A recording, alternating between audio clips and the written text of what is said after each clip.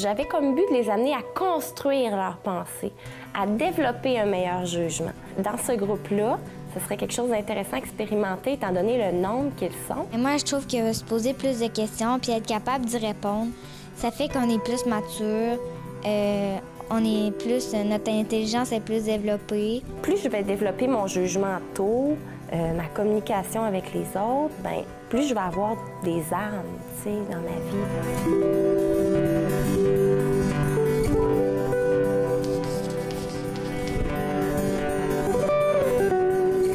Donc, vous vous rappelez que, rendu à ce moment-ci, c'est notre 5e fois quand même qu'on tourne. C'est au moins la 6e fois qu'on fait de la philo ensemble, peut-être même la 7e, je ne me rappelle plus là, exactement. Donc là, vous commencez à savoir qu'est-ce qui est en jeu. Et bien, ce qui est en jeu de plus en plus, c'est au fil des fois, vous devenez de plus en plus conscient que l'exercice qu'on est en train de faire là, ça s'appelle une communauté de recherche philosophique, pas juste pour rien, parce qu'une communauté de recherche philosophique, ça veut dire qu'on travaille ensemble pour mieux réfléchir, puis aussi pour construire notre pensée. Puis quand je construis ma pensée, en faisant de la philosophie avec les autres, ça veut dire que je construis aussi ma pensée à partir de celle des autres. Fait que c'est aussi les autres qui m'aident à construire ma pensée sur un sujet que vous allez avoir choisi. Parfait. Puis quand vous prenez la parole, vous essayez de le faire de façon claire, concise et tout. Les participants, les observateurs, vous avez aussi une mission de plus en plus importante qui est vous êtes témoin de l'évolution de la communauté de recherche. Vous êtes témoin de qu'est-ce qui va de mieux en mieux dans notre groupe, dans notre classe, depuis qu'on fait la communauté de recherche. Vous êtes aussi témoin de ça. Aujourd'hui, on a des participants très intéressants que je reconnais, qui ont déjà fait des très bonnes interventions. Fait que je pense qu'on va avoir droit à... il va y avoir une belle discussion qui va prendre place aujourd'hui. Fait que je vous invite à prendre des notes. Puis, quand on va commencer le tournage des observateurs, je vais vous dire que c'est vous qui choisissez votre critère d'observation aujourd'hui. Donc, si vous regardez sur votre carton orange en arrière, bien, aujourd'hui, c'est vous qui faites l'exercice de vous choisir 1 ou 2 critères d'observation qui sont sur ce carton-là. Pour la plupart, on les a pas mal tous expliqués. La première rangée, là, écouter, prendre la parole, s'auto-corriger, regarder la personne qui parle, utiliser des exemples, aider les autres, ça va bien. On l'a déjà travaillé. C'est des choses que vous connaissez. Pour la deuxième rangée, la deuxième colonne qui est douter, identifier des conséquences, donner des raisons, imaginer des contextes, utiliser des contre-exemples et définir, ce sont aussi des éléments qu'on a déjà travaillés. La troisième colonne, elle est un petit peu plus complexe. Quand je parle de comparaison, analogie, faire des hypothèses, évaluer des raisons, réfléchir sur la recherche, on l'a travaillé la dernière fois. Puis, moi, les questions que je vous pose qui font avancer la recherche, ça peut aussi faire l'objet de l'observation. Donc, si toi, tu veux observer quelque chose de nouveau, tu pourrais te choisir un critère de la troisième colonne, mais le cas échéant, tu peux juste choisir un critère des 2 premières colonnes. Tu peux choisir même 2 critères à observer, 3 si tu te sens vraiment un observateur aujourd'hui, très participant, tu as envie de faire ça, tu pourrais aussi. Fait que tantôt, quand je vais vous donner la parole, les observateurs, vous allez pouvoir vous lever debout puis dire quels critères vous aviez choisi d'observer.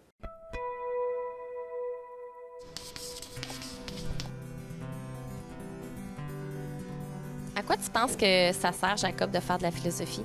Bien, moi, je pense que ça sert à poser plus de questions dans différentes situations, comme pas juste à l'école, comme avec les parents, comme, admettons, si tu vas dans un magasin, puis tu vois une personne, tu peux poser des questions sur les articles, puis toutes ces choses-là. C'est les personnes, bien, c'est sûr, ils vont poser plus de questions, ils vont réfléchir plus avant de dire quelque chose qui serait peut-être moins intéressant, fait qu'ils pensent vraiment avant de dire quelque chose. Bien, j'apprends plus de nouvelles choses, puis ça m'aide. Comment je pourrais dire ça? En s'exprimant avec le monde, ça fait vraiment penser, ça creuse le coco. Tu sais, ça fait penser à trouver des bonnes questions, ça ôte les pensées de la violence. Ah, Petit Prince, j'ai compris peu à peu. Aussi, ta petite vie mélancolique. Tu n'avais eu longtemps pour distraction que la douceur des couchers de soleil. J'ai appris ce détail nouveau, le 4e jour au matin, quand tu m'as dit « J'aime bien les couchers de soleil. Allons voir un coucher de soleil. Mais il faut attendre. Attendre quoi? Attendre que le soleil se couche. Tu as eu l'air très surpris d'abord, et puis tu as ri de toi-même. Et tu m'as dit... Je me crois toujours chez moi. En effet, quand il est midi aux États-Unis, le soleil, tout le monde le sait, se couche sur la France. Il suffira de pouvoir aller en France en 1 minute pour assister au coucher de soleil. Malheureusement, la France est bien trop éloignée. Mais sur ta si petite planète, il te suffisait de tirer ta chaise de quelques pas. Et tu regardais le crépuscule chaque fois que tu le désirais. Un jour, j'ai vu le soleil se coucher 44 fois. Et un peu plus tard, tu ajoutais. Tu sais, quand on est tellement triste, on aime les couchers de soleil. Mais le petit prince ne répondit pas. Il y avait aussi l'avant-dernière phrase. Le jour des 44 fois, tu étais donc tellement triste et le petit prince n'a pas répondu. Tu peux reprendre le micro. Donc, dans ce chapitre-là, on apprend quelque chose de nouveau sur le petit prince, encore un autre petit détail qui a été ajouté à l'histoire. C'est qu'on apprend au début que sa petite vie, elle avait l'air un petit peu mélancolique. Qu'est-ce que ça veut dire, mélancolique? Anne-Sophie? Un peu triste, non? Sa vie, elle avait l'air triste. Puis sa seule distraction pendant assez longtemps, ça a été quoi? De regarder les couchers de soleil. Puis il lui a dit, à un moment donné, « Allons voir un coucher de soleil. » Puis là, l'aviateur a dit, « Ben non, mais il faut attendre. Il faut attendre quoi? Ben il faut attendre que le soleil se couche. » « Ah, je pensais que j'étais chez moi. Hein, le petit prince, il a dit ça, voulant dire, parce que lui, sa planète est tellement petite que quand il a envie d'observer un coucher de soleil, il a juste besoin de tasser sa chaise un peu, puis il est déjà rendu au coucher du soleil, puis il peut la retourner de bord. Puis là, c'est le jour, la nuit, le jour, la nuit, tellement que sa planète est petite. Fait qu'il avait oublié qu'il était sur notre planète. Puis il a dit, tu sais, quand on est tellement triste, on aime les couchers de soleil. Puis là, il dit, j'ai déjà vu le soleil se coucher 44 fois. Puis là, bien, l'aviateur lui demande, t'étais-tu triste les 44 fois? Mais le petit prince n'a pas répondu. Alors, je vous laisse 2-3 minutes pour formuler des questions.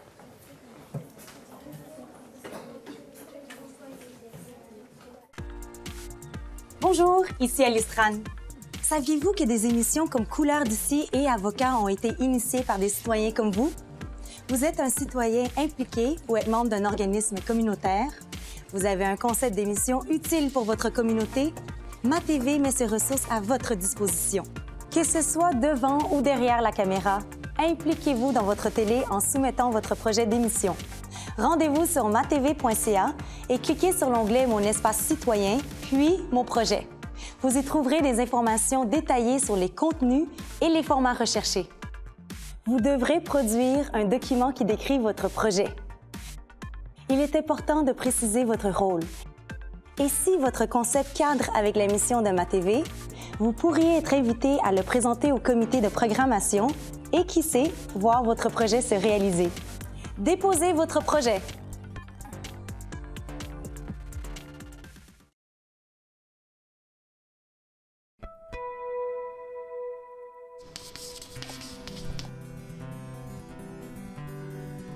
Moi, ce que j'ai remarqué, c'est qu'on est parti dans quelque chose de bien concret, de est-ce qu'il faut arrêter quelque chose parce qu'on n'est pas bon? Pourquoi le petit prince ne répondait pas aux questions de l'aviateur? Puis là, on s'en venait avec une plus grande profondeur. Là, à partir de troisième, quatrième émission, là, on était dans est-ce qu'il faut se fier à l'apparence? Comment savoir que quelqu'un est vraiment notre ami? Ah, c'est super beau! C'est quoi votre question? Pourquoi faudrait être triste pour regarder un coucher de soleil? Ah, j'aime ça.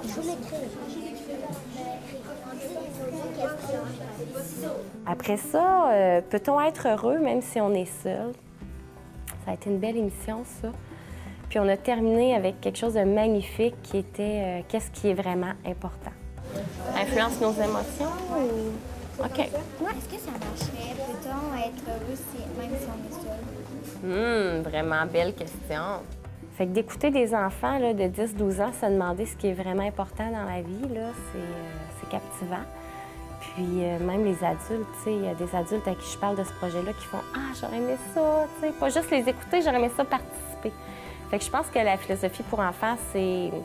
On l'appelle comme ça, là, la pratique de la philo avec les enfants, mais elle pourrait se faire aussi avec les grands, cette approche-là, qui est d'apprendre puis de créer un moment où tout le monde, on est ensemble en train de réfléchir sur une question. Puis, tu sais, au début, quand tu me demandais qu'est-ce que ça donne aux enfants de faire ça, tout ça, tu sais, au-delà du programme scolaire, tu sais, au-delà des compétences à évaluer puis des bulletins, je pense qu'il y a quelque chose d'important qui se passe quand on prend un moment pour faire ça avec les enfants. C'est qu'on est en train de leur apprendre à prendre le temps de penser. Puis quand je prends le temps de penser, d'habitude, là, ben, je fais des bons choix. Puis j'apprends à me connaître. Tu sais, quand je prends le temps de m'arrêter puis de penser là, à « Hey, moi, qu'est-ce que je pense de ce sujet-là? » tu sais. Bien, d'habitude, quand je prends le temps de faire ça, c'est parce que je suis en train de devenir quelqu'un qui va être important dans la vie. Tu sais, parce que je vais me poser des questions sur moi, sur les autres, sur différents sujets.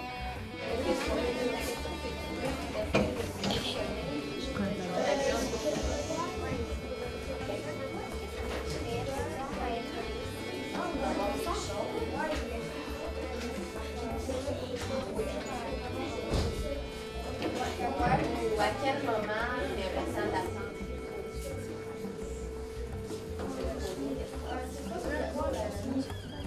Est-ce que la vie peut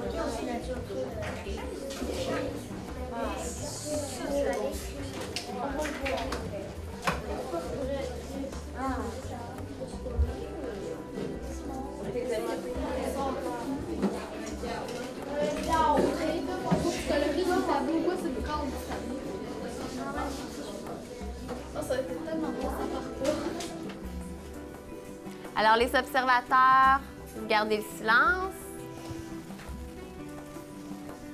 Je vais lire les questions. Si vous avez des interrogations, vous pouvez lever la main. Sinon, ben, je vais demander qui vote pour cette question. Alors, est-ce important d'avoir des distractions lorsqu'on est triste?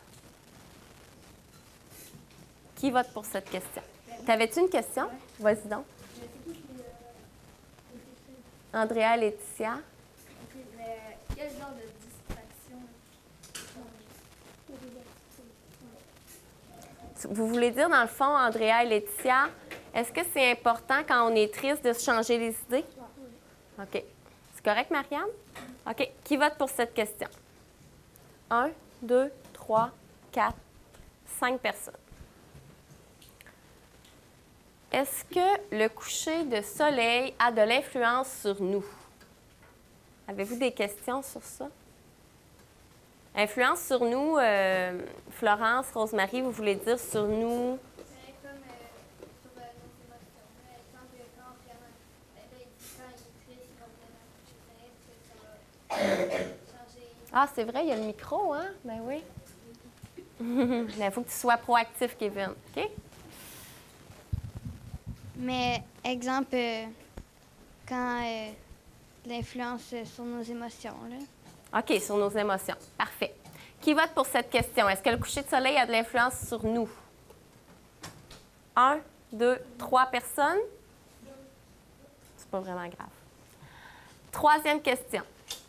Pourquoi il faudrait être triste pour regarder un coucher de soleil?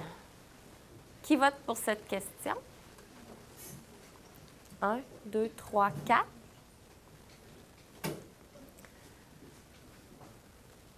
Peut-on être heureux même si on est seul? Wow, c'est une belle question, ça. 1, 2, 3, 4, 5, 6, 7, 8, 9 personnes. Faut-il toujours attendre? Parce que le Petit Prince, il se fait dire « faut attendre ». Fait que moi, je trouvais que c'était un beau sujet de question. Là, j'ai transmis ça à certaines personnes. Donc, est-ce qu'il faut toujours attendre dans la vie? C'est ça que vous voulez dire, Lily Rose et Samuel? Okay. Est-ce qu'il faut toujours attendre quelque chose dans la vie? On va le formuler comme ça. Qui vote pour cette question? 1, 2, 3, 4, 5, 6. 1, 2, 3, 4, 5, 6, 7, 8. Excellent. Donc, peut-être qu'on aura le temps de faire 2 questions aujourd'hui. On va voir comment ça se passe. Mais en tout cas, on va commencer par la première. Peut-on être heureux même si on est seul? Alors, je la prends en note.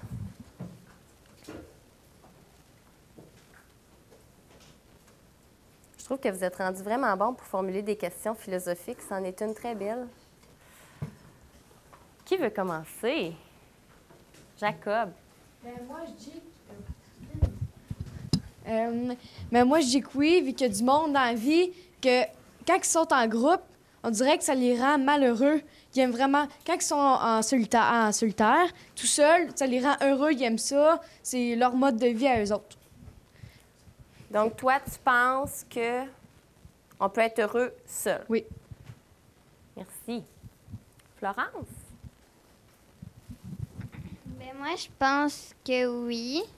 Parce que, exemple, que on a des jeux, ben on peut jouer à ça tout seul ou on peut faire des choses tout seul au lieu de les faire en groupe. OK, on va aller voir s'il y a des personnes qui ont des contre-exemples. Simon-Olivier? Jacob... En tout cas, Jacob, moi, je suis pas en accord parce que si tu es heureux, c'est parce que tu peux être aussi en social. Parce que si tu restes dans ton petit coin toujours à jouer après tes bébelles et tes affaires, tu vas jamais être social. Puis, ça dépend des deux. Mais ça peut dépendre des deux, sauf que généralement, si tu restes seul dans ton coin et tu vas rentrer dans un magasin ou à quelque part, pour moi, c'est pas tout le monde qui va t'approcher parce qu'il sait que tu n'es pas social. Anne-Sophie? Ben, ça dépend. Tu sais, il y a être tout seul, puis t'aimes personne, puis personne t'aime. Puis il y a faire quelque chose toute seule. Tu sais, ça dépend. Si t'es vraiment toute seule, puis il y a personne qui t'aime, puis personne t'aime personne, ben là, tu vas être malheureux parce que, tu sais, il y a personne pour jouer avec toi. Il y a personne pour te parler. Tu sais, tu restes là à rien faire. C'est comme tu t'ennuies. Puis si, admettons, tu es seule dans un sport, ben c'est pas pareil. Tu sais, tu t'amuses parce que, admettons, tu sais qu'après avoir fini ta game, admettons, ou ta partie, là, ben tu vas aller voir des gens puis tu vas t'amuser. Puis même dans ton sport, si tu fais ce sport-là, ça veut dire que tu t'amuses. Intéressant. Fait que toi, tu nous amènes un peu à définir le mot « seul ». Est-ce qu'on veut dire seul comme toujours seul tous les jours? Ouais. Ou seul comme je pratique un sport tout seul? Fait que je suis des fois tout seul, mais des fois non. C'est ça? Ah, je trouve ça intéressant ta question. Je ne sais pas sous quel angle les participants vont décider de l'aborder. Marianne? Moi, je veux juste être sûre, là. Quand tu dis... Je pense que tu veux dire que si on fait quelque chose qu'on aime seul, ça va pas rien nous faire. C'est ça? OK. Puis qu'est-ce que tu en penses, Marianne? Ben, moi, je pense que c'est vrai. Mais c'est sûr que si tu fais... Même si tu fais tout le temps des choses que tu aimes, mais que tu es fait tout le temps seul, tu sais, ça va un peu... À un moment donné, tu vas être tanné, puis là, ben, tu vas moins être heureux, là. Pourquoi tu serais moins heureux? Ben, parce que quand on est tout seul, tout le temps, ben, on finit par penser que c'est peut-être à cause de nous autres, puis là, ben, après ça, on a moins de confiance en soi, puis là, on a moins encore confiance pour aller voir du monde, puis là, on devient vraiment seul, puis malheureux. C'est intéressant. C'est comme si tu amènes un peu l'hypothèse, Marianne, qu'on a besoin des autres pour être heureux. Oui. OK, on va essayer de vérifier ça. Laetitia? Bien, moi, je pense que ça dépend vraiment pour chaque personne, mais c'est sûr que tu peux pas vraiment toujours rester tout seul parce que, comme Marianne a dit, moi, je pense que tu vas être pas heureux, mais comme ça dépend vraiment pour chaque personne. Pourquoi ça dépend? Ça dépendrait de quoi, Laetitia, en fait?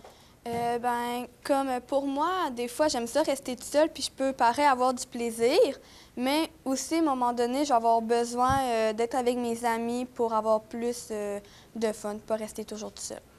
Puis, Laetitia, tandis que tu as le micro, qu'est-ce que tu penses, toi, de l'idée de Marianne, qu'on a quand même besoin des autres pour être heureux? Ben moi, je pense que c'est vrai, mais c'est pas toujours. Comme que je disais, ça dépend encore, là. Tu sais, rester toujours tout seul, ben c'est... Moi, j'aimerais pas ça, mais comme on a besoin d'être avec les autres personnes, mais pas toujours. Florence. Ah, ben il y avait quelqu'un juste à côté. On va passer le micro par ici. Ensuite, Andrea, ensuite Florence. Ben moi, je pense qu'on a besoin de vivre en société pour être heureux parce que si tu es tout le temps toute seule, à un moment donné, ben tu vas peut-être déprimer parce que souvent, ça va venir ennuyant, tu n'auras pas grand-chose à faire. Fait que moi, je pense qu'on a besoin d'être avec les autres. Pour être occupé. Oui. OK. Florence.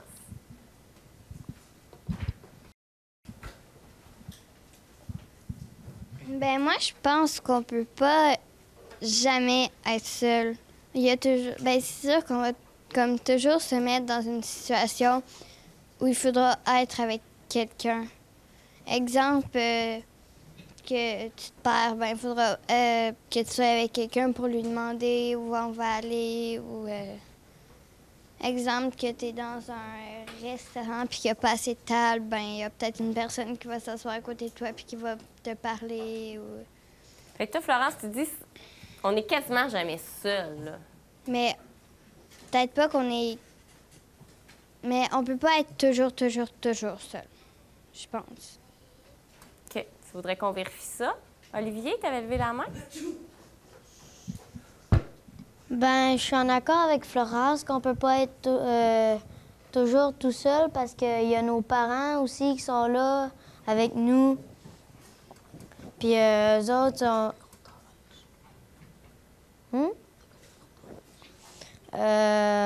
c'est ça, nos parents sont toujours avec nous quand on arrive à notre maison. Ils nous encouragent à se faire des amis. C'est ça, là. Ah, c'est intéressant, ça. Samuel. Ton commentaire a suscité beaucoup de réactions, Olivier. Okay. Moi, je pense que des fois, c'est le fun d'être seul. Mais en même temps, si tu es toujours seul, moi, si, mettons, je serais toujours seule, à un moment donné, je m'ennuierais. J'aimerais ça avoir de la compagnie un peu, là. Parce que être toujours seul, c'est des fois, c'est plate, des fois, c'est le fun, et des fois, ça prend du monde. Là. OK. Puis Samuel, quand tu dis du monde, est-ce que ça pourrait aussi être un animal ou toi, tu penses vraiment que c'est des êtres humains qu'on a besoin pour ça peut être les deux, mais plus les humains. Pour quelle raison? Ben, c'est parce que les animaux, là, tu peux pas vraiment parler avec les animaux. Puis, ben, tu sais, des fois, tu peux jouer avec ton chat, lui lancer la balle, là, mais en même temps, toujours faire ça, ça prend des humains, là, pas toujours des animaux. OK, c'est intéressant. Merci, Samuel. On pourrait se demander qu'est-ce que les humains aussi apportent. Jacob? Ben moi, je dis, qu'est-ce que les humains apportent? Moi, je pense que, tu sais, dans la vie de tous les jours, tu peux pas vraiment être toujours seul. Comme la compagnie, la compagnie du monde, c'est une des affaires les plus importantes parce que tu peux pas être toujours tout seul. Comme quand tu disais, Florence, tantôt, c'est à peu près ça que tu disais. Parce que si tu es tout seul, toujours, ça marche pas. Tu peux pas avoir d'amis. Même si tu es heureux tout seul, tu peux pas... ça marche pas. Faut comme pas aller au magasin. Faut que tu parles. Faut pas que tu sois tout seul. Cédric. Cédric, il a vraiment envie de parler. Ben moi, d'après moi, c'est impossible de vivre seul parce que quand tu vas travailler, ben tu es toujours entouré de gens. Quand tu vas à l'école, ben tu es toujours entouré de gens. OK. Est-ce que Cédric, on va essayer de trouver un contre-exemple juste pour vérifier ce que tu dis. Est-ce que tu penses qu'il y a des personnes qui ne travaillent pas avec des gens, qui travaillent tout seuls? Est-ce que ça se peut, ça? Ben oui, mais c'est... Tu vas y penser. OK. Marianne?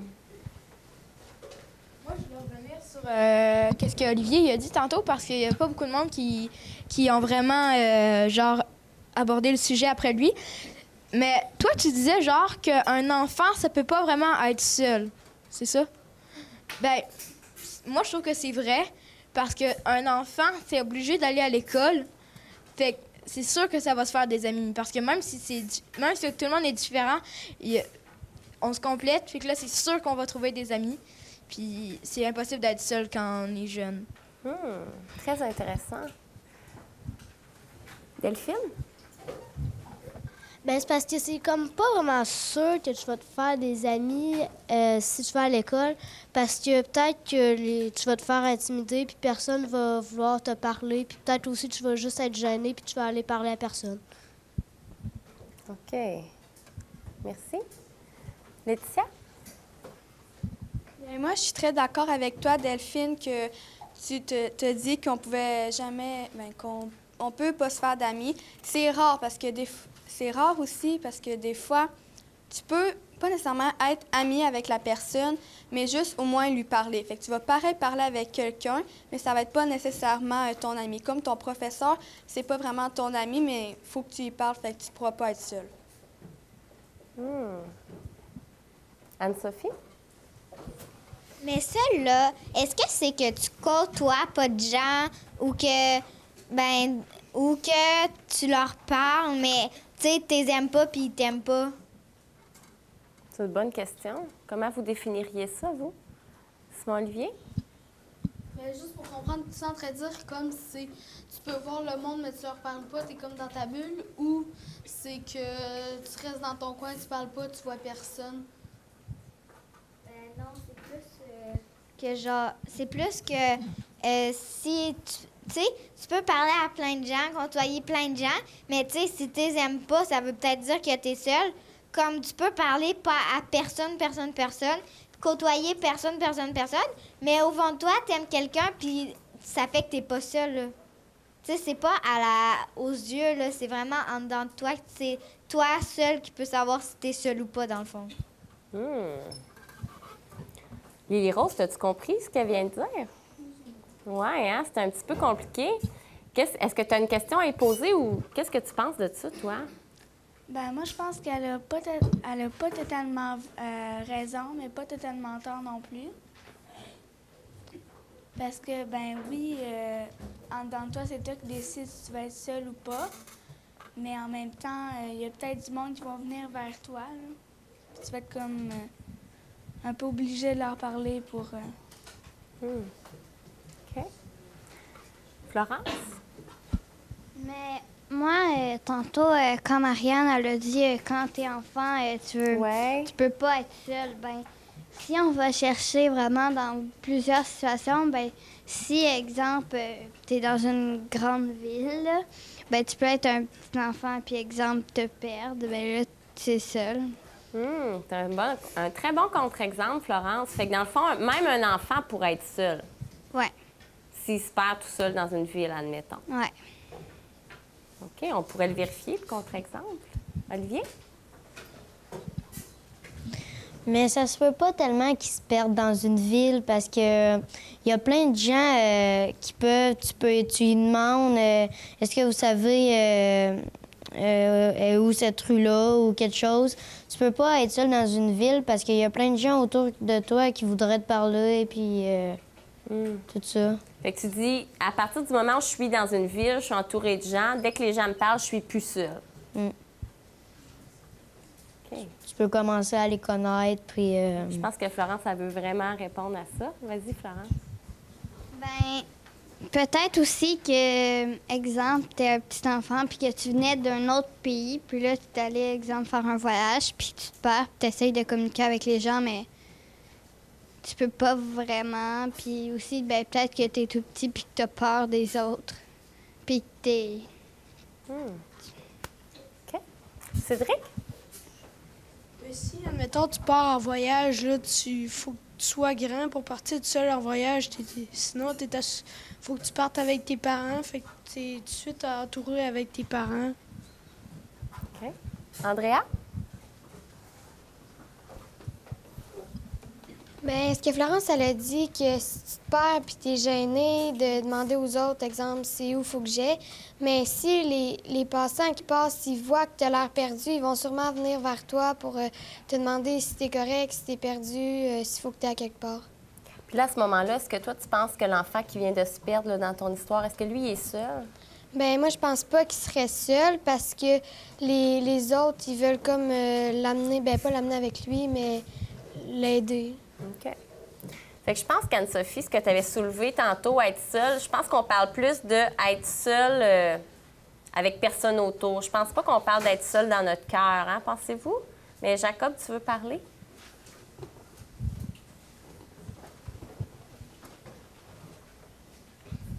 Merci. Voyons, je trouve depuis tantôt qu'on parle beaucoup d'enfants, mais il me semble qu'on n'a pas beaucoup abordé le sujet des adultes. Comme imaginez, moi je pensais à ça tantôt, ça m'a fait avancer quelque chose dans ma tête. Imaginez un adulte, là, on est, je sais pas moi, le 15 mars, je prends une date. Là, il est full heureux, il aime ça que le monde. Puis là, tout à coup, il apprend que sa mère a le cancer. Puis là, sa mère, elle meurt. Puis là, il devient seul, au fond de lui, dans son cœur. Puis ça ressort aussi, hors de lui, il veut plus être avec personne. Il est dans sa maison, il fait le grincheux avec tout le monde. C'est juste un petit exemple que je voulais aborder avec les adultes, vu qu'on parle beaucoup d'enfants.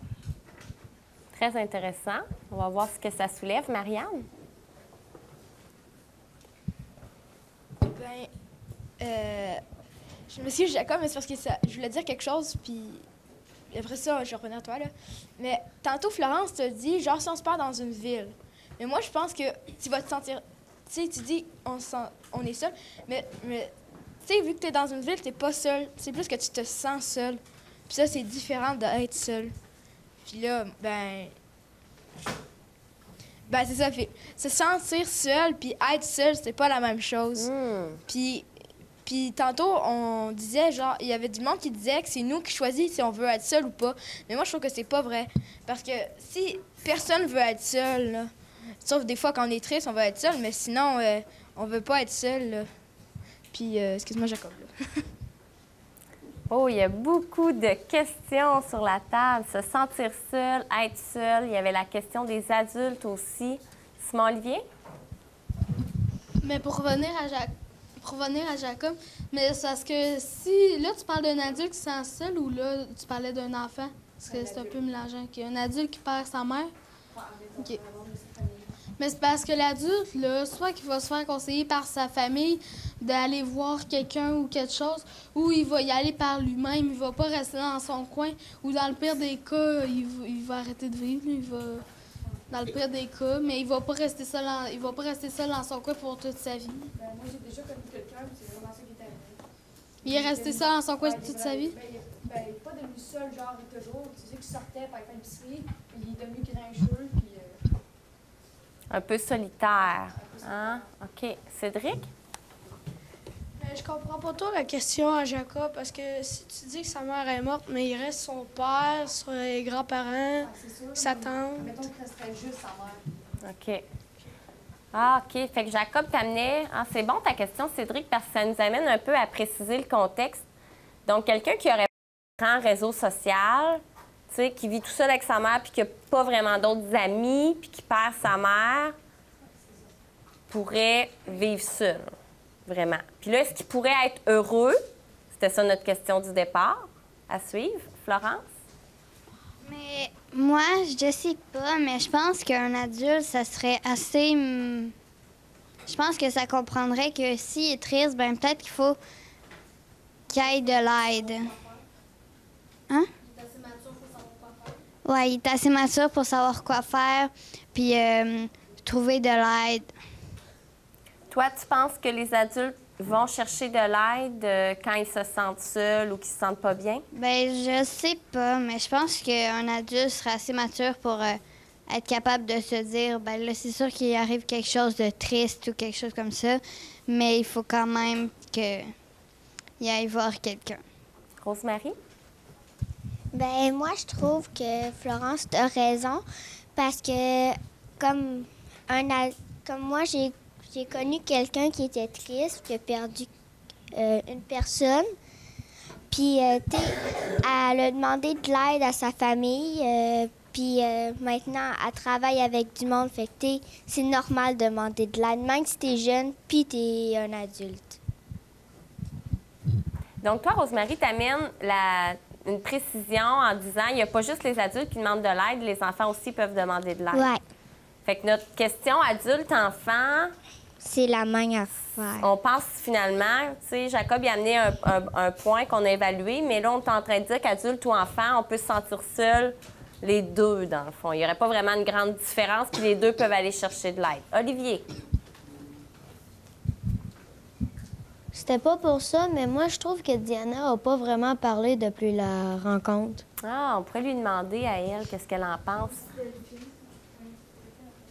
Delphine, elle a parlé une fois, mais vous deux, les filles, admettons qu'on vous demande, là, est-ce qu'on peut être heureux si on est seul avec ce qu'on s'est dit aujourd'hui? Qu'est-ce que vous en pensez?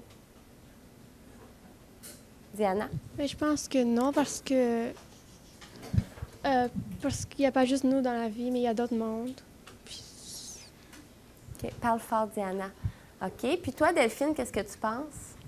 Ben ça dépend, parce que si tu es triste à cause de d'autres mondes, ben c'est sûr que tu veux être seul, mais si tu es seul et tu as besoin d'autres mondes, c'est sûr que ça serait mieux. Marianne? Oui. Tantôt, vous disiez que les parents, c'est assez mature pour aller voir du monde puis se soigner par eux-mêmes de leur tristesse. Mais moi, je trouve que c'est pas vrai, vraiment.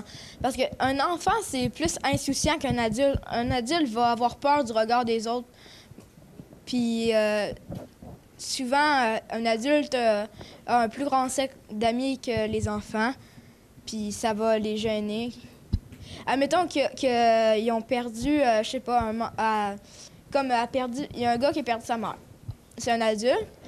Puis il a full d'amis. Ben, il va pas vouloir vraiment faire paraître qu'il est triste à ses amis.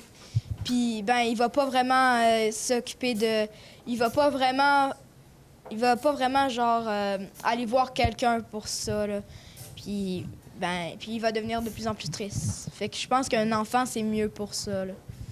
Laetitia? Moi, je pense, Marianne, que quand la personne, comme que tu as dit, qu'il était pas qu'il était pas assez mature, mais que, dans le fond, lui, à cause de son cercle d'amis, même s'il va être seul, ses amis, ils vont voir qu'il va pas bien. Donc, je pense qu'ils vont peut-être aller demander pour lui parler ou demander de l'aide à d'autres personnes pour qu'il aille mieux. Andrea? Mais depuis tantôt, vous parlez d'un adulte qui a perdu sa mère ou une personne, mais un enfant peut aussi perdre sa mère puis être aussi triste que l'adulte qui l'a perdu. Merci. Anne-Sophie? C'est vrai qu'un enfant peut aussi perdre sa mère, mais lui, il a plus de chances d'avoir des amis. Mais s'il n'a pas d'amis, il a sûrement aussi son père ou c'est ma tante parce qu'il est jeune. Mais quand il va vieillir, il a perdu sa mère, là, il perd tous ses autres proches, puis que quand il était enfant, il n'avait pas d'amis, tu sais, il peut comme être seul s'il est adulte. Ça dépend de ton enfance. Adulte, tu peux pas être seul si enfance... Si, quand tu étais enfant, tu avais plein d'amis,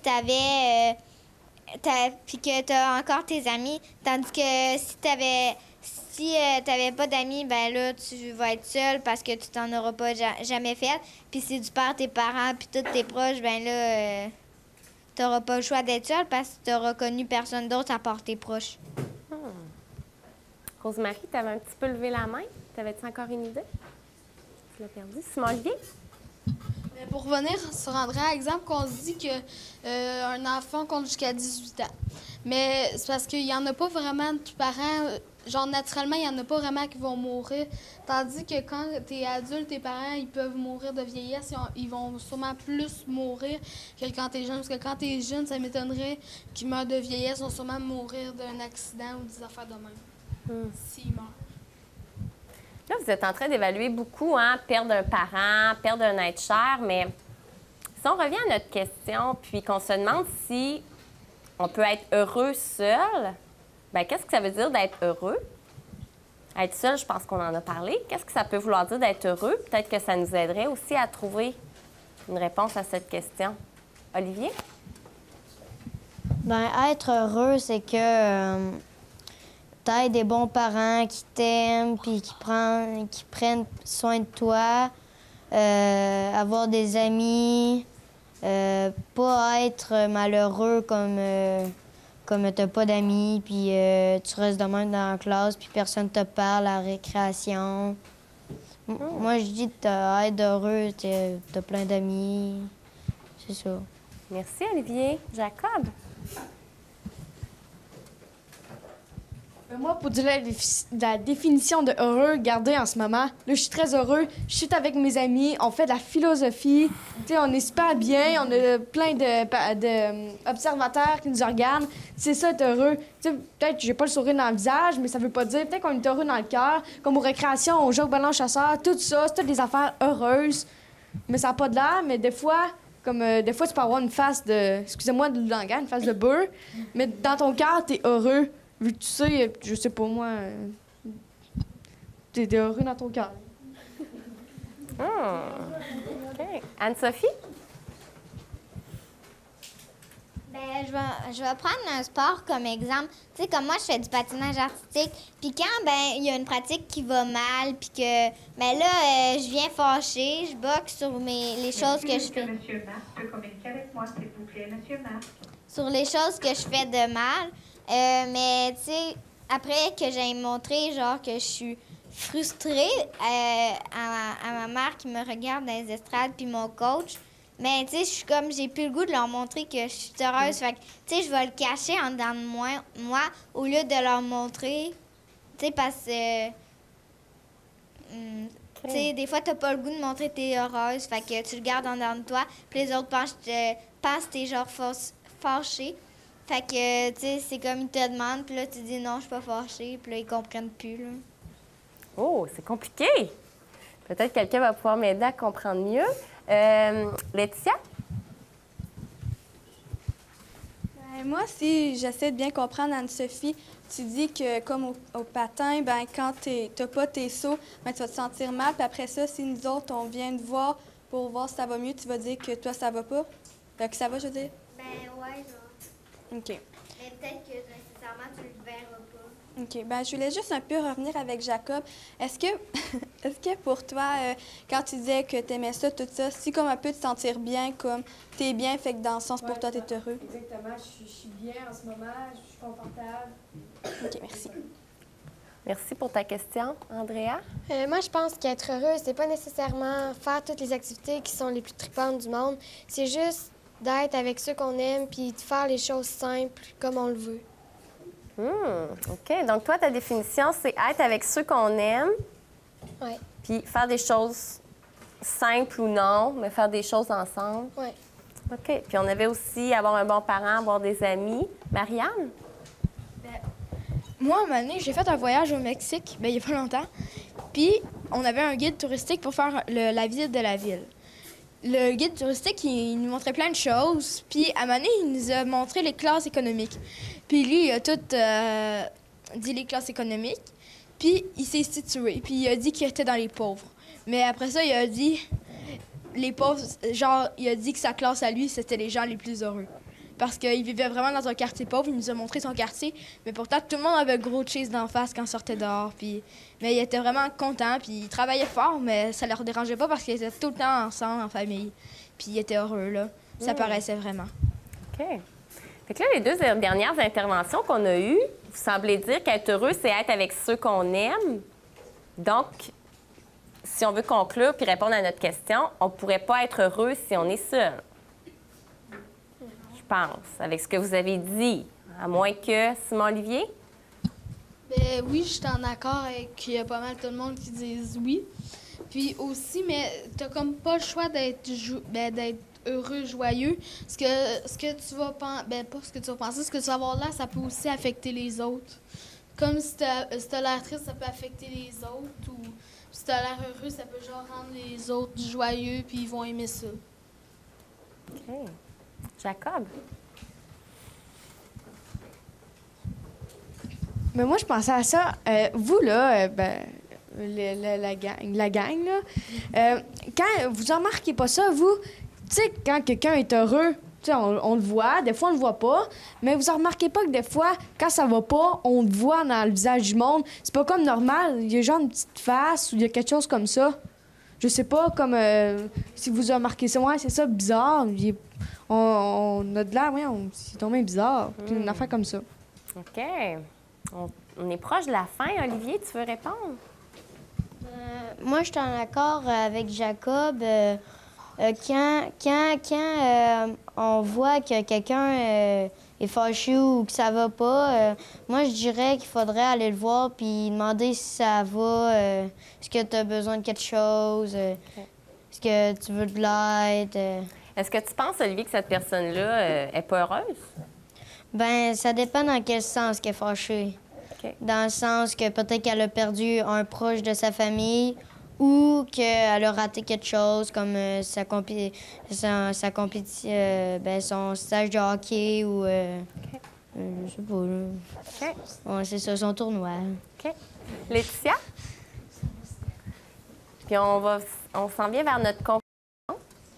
Moi, je pense que, comme Olivier disait, ça dépend comme quand on est triste. Moi, quand je suis triste, il va y avoir à des personnes qui viennent me le demander que je vais leur dire, puis d'autres personnes que je vais pas leur dire. Pas que je leur fais pas confiance, mais que je vais mieux me sentir... Je vais me sentir mieux de le dire à eux autres. Mais quand que je suis fâchée, moi, comme tous mes amis, ils savent que quand je suis fâchée, pour moi, il faut pas trop qu'ils viennent me voir pour que je relaxe, puis après ça, que ça soit mieux. OK. Puis tu es en train de dire qu'on a le droit d'être fâché? Oui. Que c'est bien, peut-être, d'être fâché? Oui, tout le monde a le droit d'être fâché parce que, c'est ça, tout le monde a le droit d'être fâché. Qui pourrait conclure? Il faut qu'on arrête. Qui aura envie de faire une petite conclusion? Anne-Sophie, sur notre discussion d'aujourd'hui, peut-on être heureux si on est seul? Non. Pourquoi? Non. Parce que... Tu sais, heureux, c'est comme tout le monde dit depuis tantôt, c'est être avec ses proches. Tu sais, tu peux, tu sais, comme je prends l'exemple, là, à Noël, là, les enfants, ils ont des cadeaux. Ben, tu sais, si, admettons, là, t'as demandé, je sais pas moi, un livre qui coûte 5 $, mais tu sais que ta mère te donne, genre, je sais pas moi,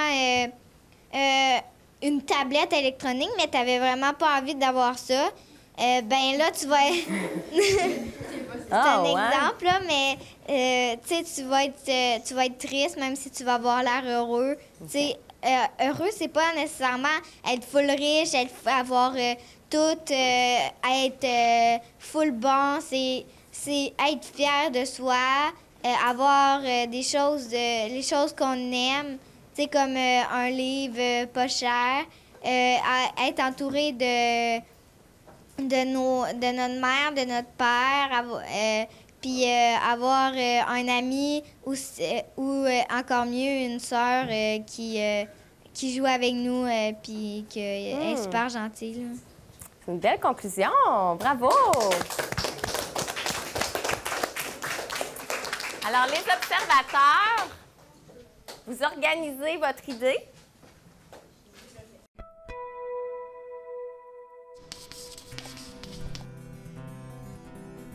Moi, je pense que oui, parce que souvent, ça nous amène à réfléchir sur des questions qu'on ne saurait pas poser dans la vie de tous les jours avec nos amis ou nos parents. Fait qu'on peut se poser des questions qui peuvent faire de nous une personne meilleure. Est-ce que toi, tu as changé depuis que tu fais ça? J'avoue que oui. J'avoue que je pose plus de questions à mes parents depuis ce temps-là. Juste à mes parents, mais c'est jamais arrivé que je parle à quelqu'un dans un magasin ou à un étranger. Mais à mes parents, oui, puis à des membres de ma famille, beaucoup. Qu'est-ce que tu as appris? Avant, je réfléchissais pas avant de parler, fait que je disais plein d'affaires. Les personnes, ils me comprenaient pas des fois. Fait que j'ai appris qu'il fallait que je réfléchisse avant de parler, puis j'ai appris beaucoup de choses. Est-ce que tu penses que les enfants puis les adultes devraient aussi en faire? Je pense que oui. Il y a une autre chose aussi que personne n'a parlé, mais Tu sais, on dit la vie est mélancolique, comme si la vie était triste, la vie du petit prince. Vous pourriez poser une question aussi sur ça, sur la vie. Est-ce que la vie peut vraiment être toujours triste ou est-ce qu'il faut toujours attendre pour avoir quelque chose, tu sais? Ouais, ou à quel moment c'est important d'attendre ou... Donc, les observateurs, qu'est-ce que vous avez vu? Mathilde.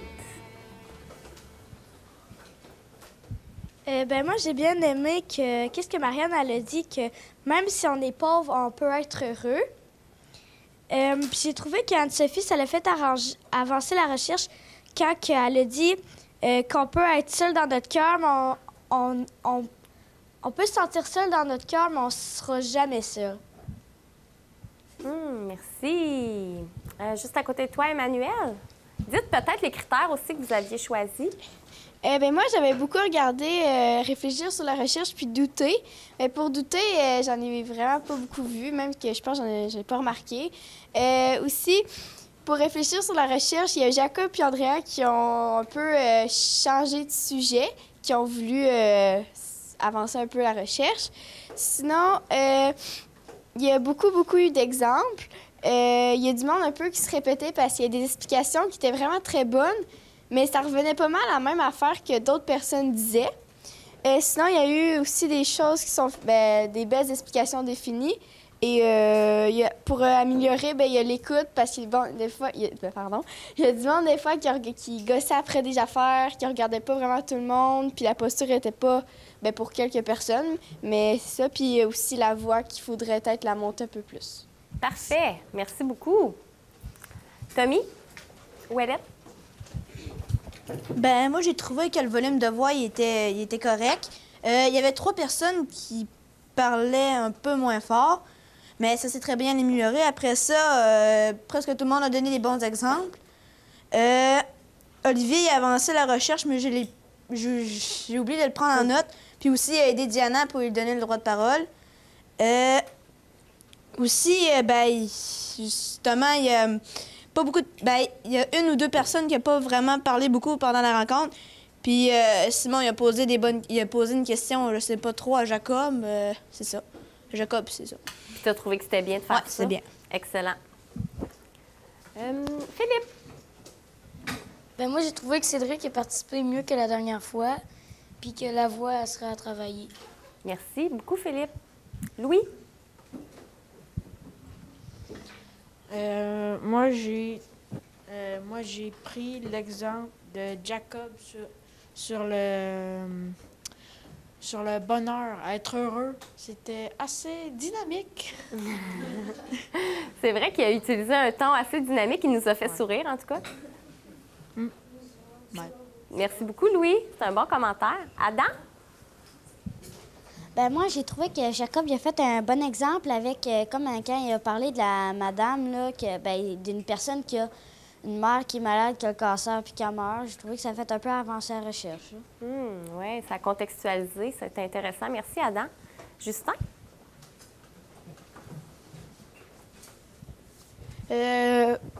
Moi, j'ai choisi écoute, prendre la parole puis utiliser les exemples comme critères. En premier, écoute.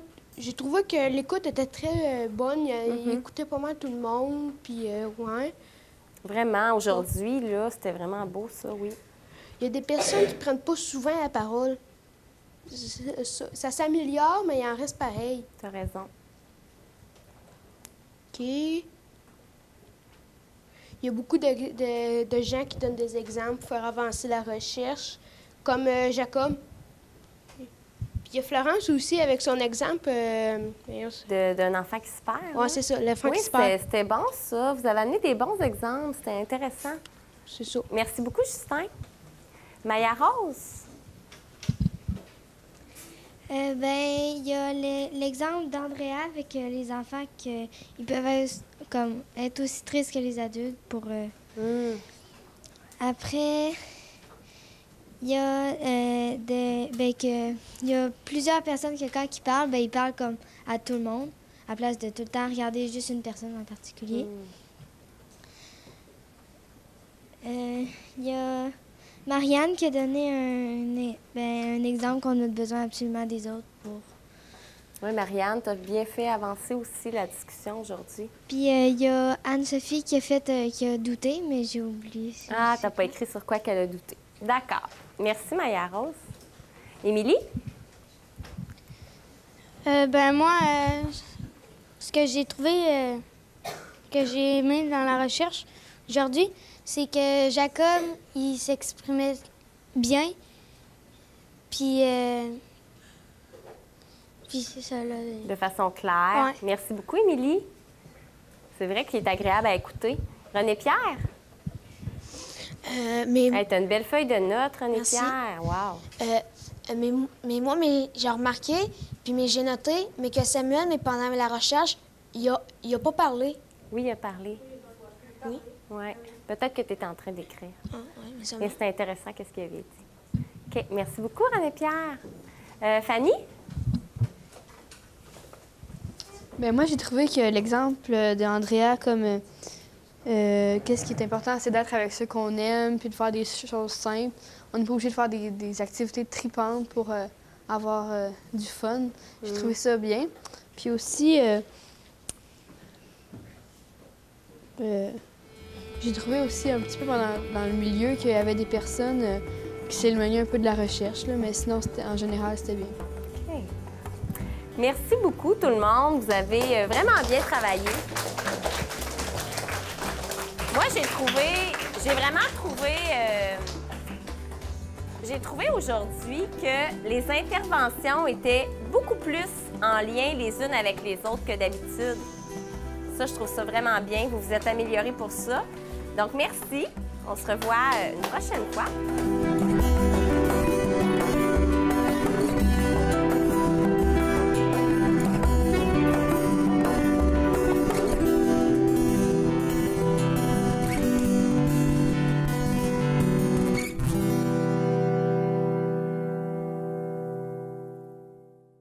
Avant, j'étais plus timide, j'avais peur d'exprimer mes opinions, mais maintenant, quand j'avais des opinions sur des choses, peut-être que les autres s'amenaient à que les autres en aient d'autres, puis j'ai vraiment aimé ça. Je pense que ça aide puis que ça change dans la vie de quelqu'un parce que si t'en as fait, tu penses avant d'agir parce que ça amène pas des super de belle récompense quand tu réfléchis pas avant d'agir. Parce que si tu réfléchis pas, tu peux pas avoir d'idée parce que tu cherches pas à en avoir. Puis toi, est-ce que tu réfléchis assez souvent dans ta vie? Trouves-tu que tu es un gars qui réfléchit beaucoup? Moyen, là. Tu sais, souvent, je vais réfléchir, mais des fois, je vais agir sans réfléchir. La philosophie, ça m'a comme appris à m'exprimer, à penser plus, puis à communiquer avec les autres.